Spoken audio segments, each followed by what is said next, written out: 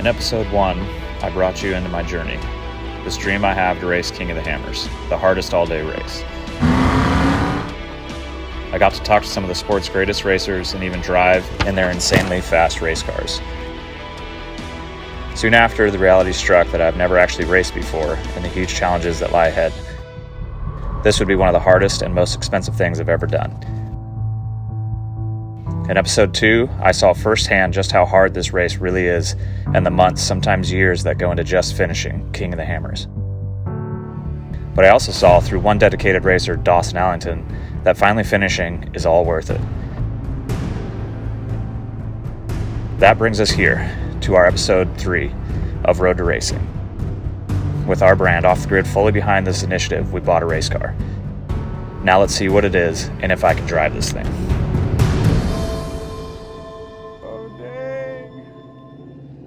Here it is. Coming in hot. Whoa, whoa.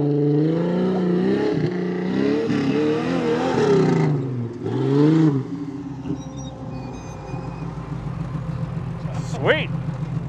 Perfect. Look at that. What's up? How's it going, guys? It's a dirty Jeep. Yeah, I had to take it on one last goodbye run. I feel you. Say farewell to the girl. Yeah. You didn't break it, did you? No. Okay. I've raced the crap out of this Jeep, and it's not broken on me yet. So Yeah. I think it'll be pretty hard for you to break anything. So.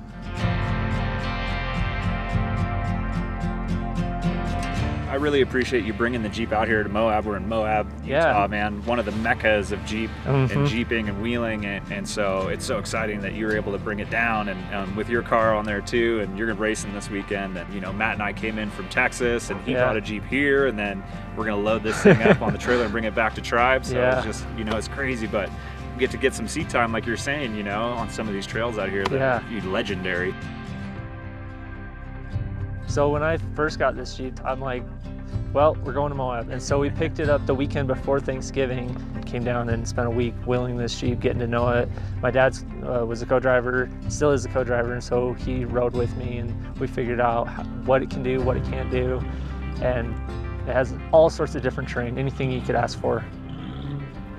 This is where I grew up learning how to wheel. This is where I cut my teeth wheeling. So that's just a really great place to learn a race car.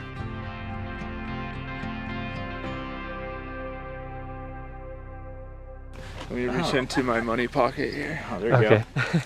We won't show the amount that's on this check, but I'll put it in my money pocket. There you go. Perfect.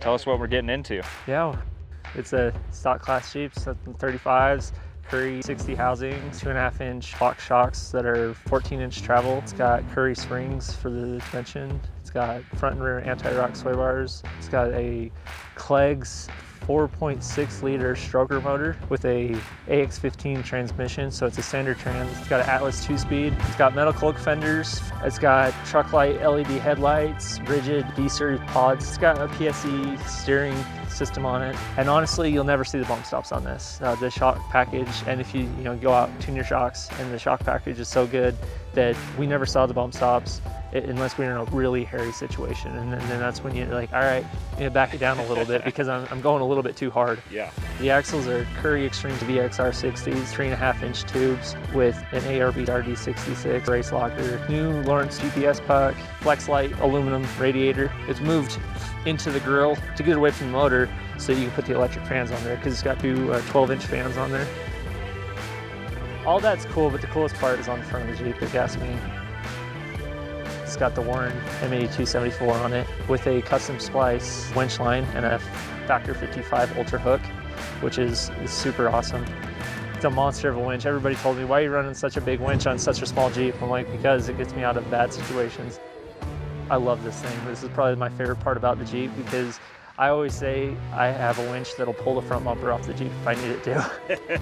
Even Justin at Factor 55 is like, oh, yeah, okay. That's cool. Now that they're Warren crew, so yeah, it's so rad. Just talking to you, and I could tell this Jeep has like a very special place in your heart. Yeah, I mean, I don't know. It was obviously the first race car. I was building something similar to this. I was actually modeling what I was building off of this, and And then I got the opportunity to buy it, so it was just a dream come true to be able to get in this and then perform the way I did in it. You know, being a national championship the first year out. Yeah. I put a lot of work into this Jeep, and I didn't want to let it go. Honestly, I wasn't ready to sell it, but then I found out you were interested. I'm like, yeah, that's the right person for it to go to. I'm happy to sell it to them. So because I was being pushed by my parents, like, you gotta get rid of it, dude. You can't have it sitting in the garage anymore. Sure. What was it about us that... I don't know. I just Josh's story. I followed the Off the Grid story and watched the videos you put on YouTube and whatnot, and how you started Off the Grid from nothing, and your dream was to be the apparel sponsor for Ultra 4, and how you're there now, and I think that's great. And, you know, I have very similar aspirations and dreams of turning my team into something more than just a amateur race team. So. Yeah.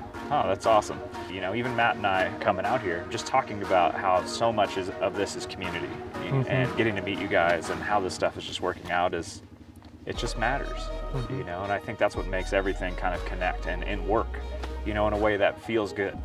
Sometimes, you know, you see race cars get sold, you never see them again. Sure. I didn't want that to happen to this. Yeah. You know, I didn't want somebody to buy it just to get it out of the race scene. I know it's not going to disappear. I know you're going to do great in this Jeep.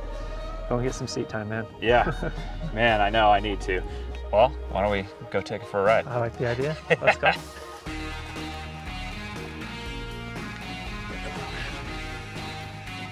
This is weird. I've never climbed in this side of the car.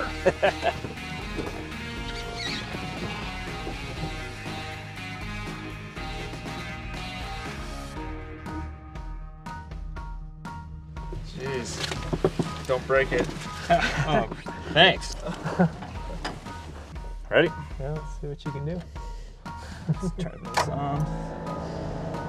There we go.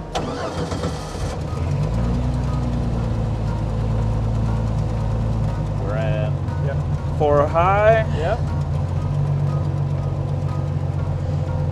No brake. Yep. Yeah, so, you know, you got your lockers here. Yep. Your air pumper for your helmet. Your fans for your radiator and the oil cooler. Headlights. All these are set up so that if they're pointing straight up, that means it's just a quick glance when you're racing. If they're pointing straight up, you're good to go. Well, let's take her. Yeah, let's do it.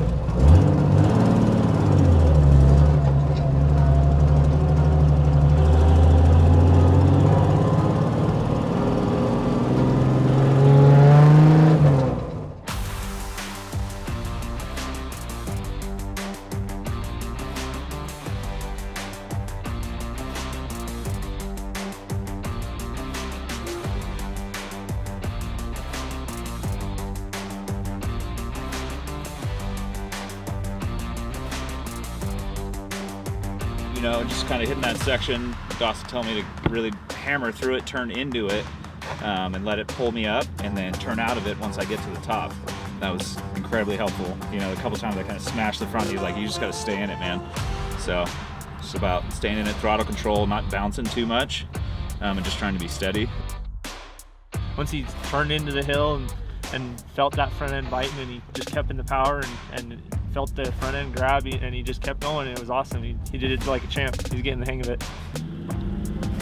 This was one of the first trails I did in this Jeep when I picked it up, and this obstacle here, I didn't know it at the time, but I wheelied up it, and I did a wheel stand going up it.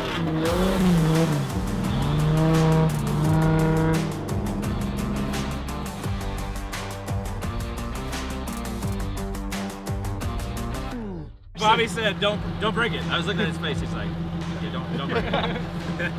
Yeah, I mean, I hear the horror stories of putting all this money into your Jeep. Yeah. Just empty every pocket. I mean, more important, hey, when you're racing. More important, if you break it, then every time you break it, is more I want you to win. All right. So on this next part, it's just a slick rock climb. So you don't probably won't need lockers or anything. Just let on the clutch and let the Jeep do its job. You know, just keep the gas to it so it doesn't stall out, because you're gonna be going uphill. So it's gonna want to slow down and stop. So just keep the gas going. Steady throttle control and everything. Just walk right up it. Cool. Yep.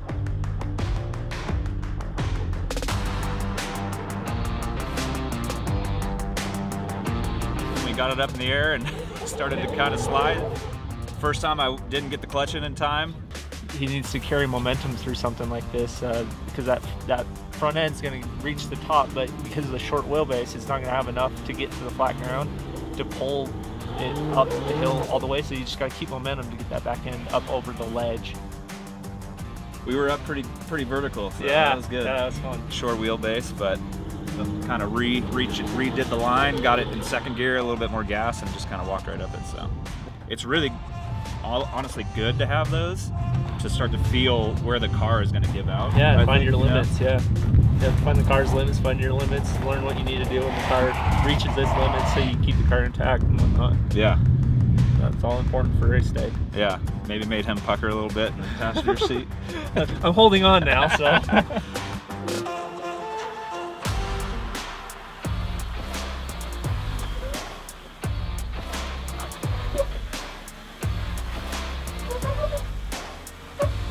Dude, it's awesome.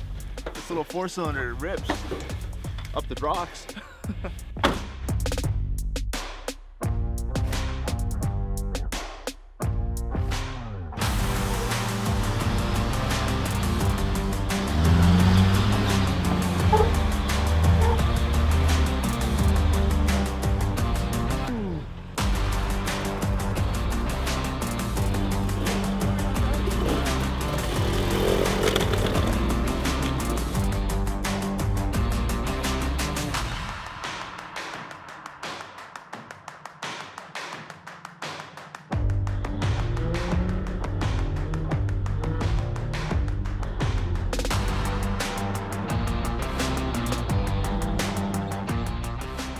Manipulating the trail and the Jeep to benefit you. You know, you gotta understand, you got a short wheelbase, and you gotta understand the obstacle ahead of you and what the Jeep's gonna do on this obstacle.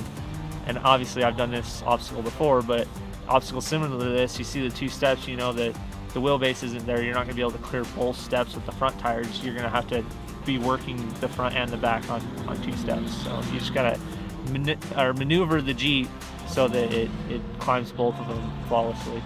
Doing it off-road is a whole different ballgame. Oh, for sure, especially when it comes to low range. And this Jeep, I mean, it's a lot to handle. You know, getting it into low range and you know, it's pretty low. You know, yeah, it'll toast tree stumps out of the ground. Yeah, you can probably walk faster than it crawls for sure.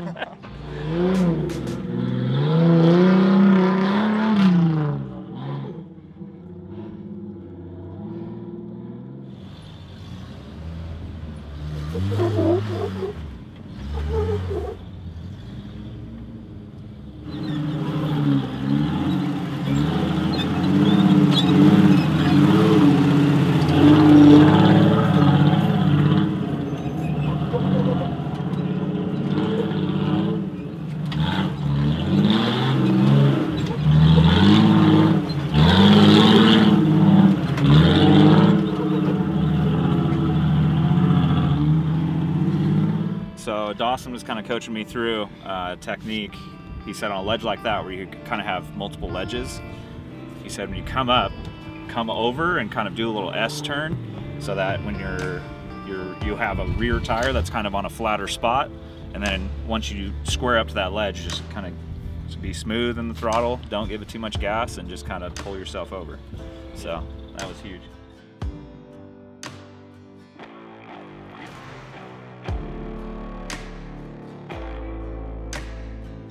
Woo! That was fun. Yeah. Yeah. Woo, this thing's got how to drive a little bit faster, but I know. You'll get it. I'm learning, man. I'm learning. I'm a rookie. She's got some punch, though. Yeah. She's a little peppy girl. Yeah. Yep. I like it. It's a blast to drive, man. Yeah. You know, the steering feels pretty tight. Yeah. I mean, when you turn it, it goes there. Yes, it does. Yep, it has a different ratio in the gearbox, so it's a little more responsive than a normal car. You know, you turn the wheel only a turn and a half, and you're fully locked. So. Yeah. But I like it. It's tight. I think it's gonna be a great car. Yeah. So excited. Yeah.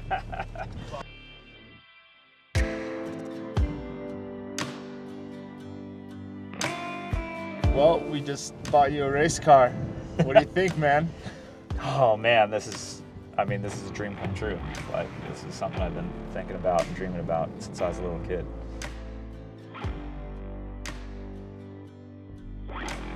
People come into your life that you don't know, like, why they're there, or you know, when we started thinking about Josh racing, we did not, you know, we didn't think about Dawson Allington, you know, as being a big part of this story.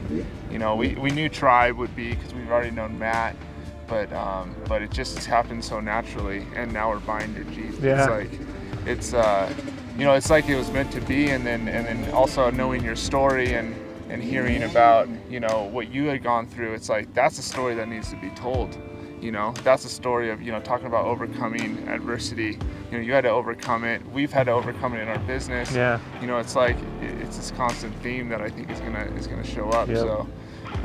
Absolutely, and it's going to show up on the race course too. You know, I know you know that for sure. Oh, for sure, yeah. It's obstacle overcome. Like, yeah. I mean, when, you know, just a simple thing like a flat tire, you can either let it ruin your whole day and ruin the race, or you can say, oh, we're going to fix it. We're going to get back out there and we're going to win a 3rd place or a 2nd place, whatever, finish. You know, right?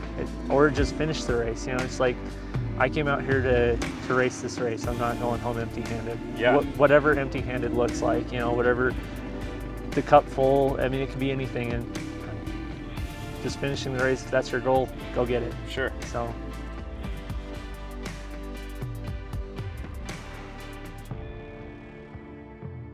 Yeah, I just wanted to thank you. I know, like, you know, for us, we, you know, we're a startup apparel brand, right? And so we don't have all the cash flow in the world at times, and right now is definitely one of those times. And so, you know, I know that you could have sold this Jeep for a lot more money, and you took care of us, and you allowed us to give us the opportunity to get into it. So, like, I just really appreciate that. It means a lot to us for sure.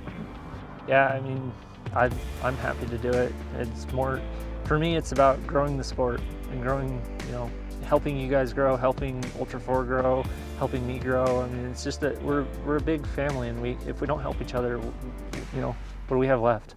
So.